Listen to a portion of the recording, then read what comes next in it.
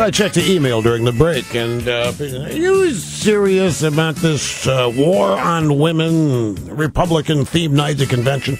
Well, yeah, I'm serious, and I'd love to see it, and I think it would be really gutsy to do. Maybe you don't call it that. I know that they'll never do it, though. So this is the difference in talk radio. If I was going out to do a Rush to Excellence appearance in Tampa the week of the convention, I would do it as part of the Rush to Excellence show. I would do a war on women theme of my show, and I'd try to get as many Democrat women victims as I could in the audience, put them up on stage. I get Kathleen Willey up there with me, and I get Juanita Broderick. Folks, I'll tell you something. I'm really sick of this phony Republican war on women. There is no such thing. It's just as absurd as my Republican war on women theme night at the convention featuring, in fact, that's more realistic and because it's rooted in truth. If anybody does conduct a war on women, it's the Democrats. They conduct a war on everybody. How long have they been pushing this nonsense now? Meanwhile, here's Obama fighting a war on small businesses. He's waging war on anybody who builds or produces anything or creates jobs in this country, and I am not exaggerating, and I'm not speaking for effect. The government of the United States is waging war on the people who produce. The people who make this country work are having a war waged on them from this administration. That is not an exaggeration to say. Obama is waging war on anyone who makes over $200,000 a year. He wants to penalize achievement. He wants to stigmatize it. He wants anybody who is successful to be suspected of something. He wants them to be distrusted. He wants them to be resented. It wasn't long ago that successful people were idolized. People wanted to emulate them, be like them. People wanted to experience the same thing. You know, it used to be when you met or read about a famous entrepreneur, a Steve Jobs, well, I could do that. Gee, I'd like to do that. Was the attitude most people had. What's special about, you try to find out what's special about those people. What made those people able to accomplish? What was it about Steve Jobs? And people would write books trying to dissect what it is about these various entrepreneurs, whoever they were, that made them work. There were books written on how to be successful, because it's not something people instinctively know. But now these people are targeted. They're hoisted up as suspects. And they're accused of becoming wealthy by stealing from the poor, just as, and this is a point, by the way, that Dinesh D'Souza makes in his movie, and one that we have made in this program since Obama hit the public political scene. Obama does not believe in American exceptionalism other than, as Dinesh says, that America is exceptionally evil.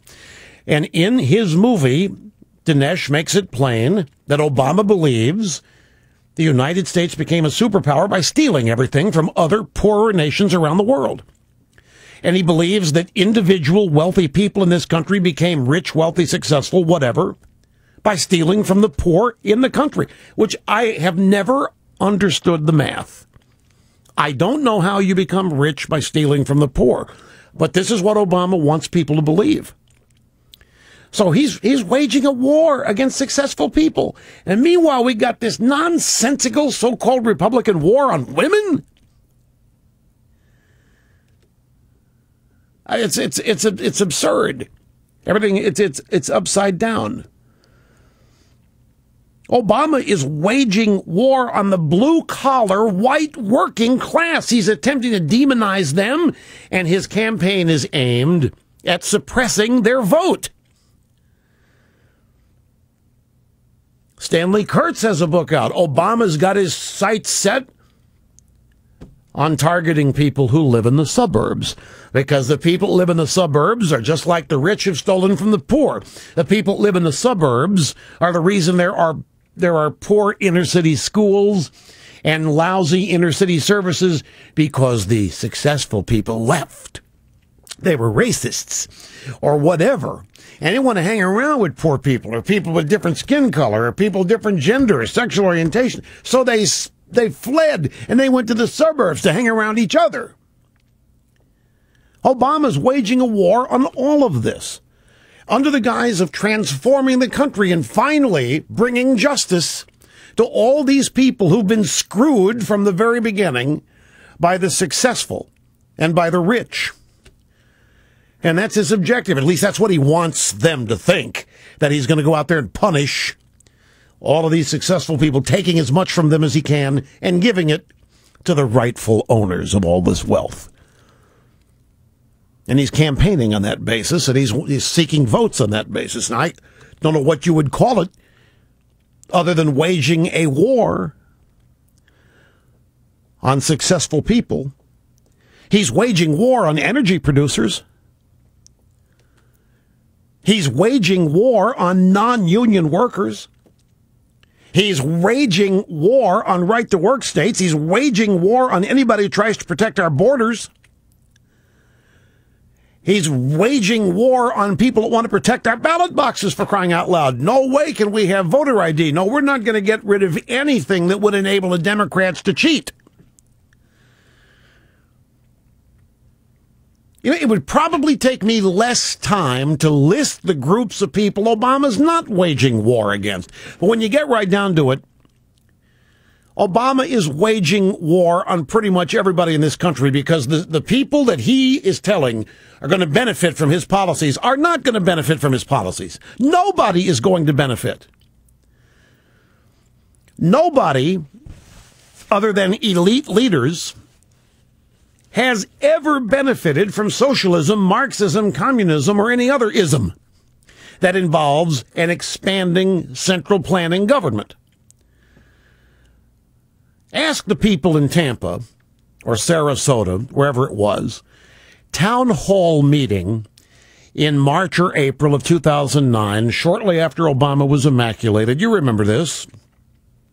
Woman stood up and said her car didn't run anymore. She needed a new kitchen. She honestly thought that the election of Obama was going to change it. And I bet you she's still waiting for all that stuff from Obama. Go to the people in Detroit who lined up in droves for $15,000 vouchers to rent something or other. And there wasn't nearly enough to go around. Obama is waging war on everybody, and it's a false promise telling all of these, for lack of a better word, poor people, just to convey who you know I'm talking about. All these people supposedly going to be the beneficiaries of all this redistribution. They're not going to get jack. They never do get jack. In any country where this is tried, it's never happened. There is a war being waged by this man and his party against practically every institution and tradition that has made this country great. You have to sit here and put up with this war on women, BS, something not happening, totally phony, defies logic. The scary thing, of course, is that there's a bunch of Americans who think there is actually a war on women underway, and that the Republic, look at what the Republicans want to do. They hate women. There's a war on women. Republicans don't like the poor. Republicans don't like anybody. And they want to poison the air. And they want to make the water dirty. And they want your kids to get sick. What would you call that if not waging war? And it's a real war. He's waging war on work. There isn't much to be found in this country.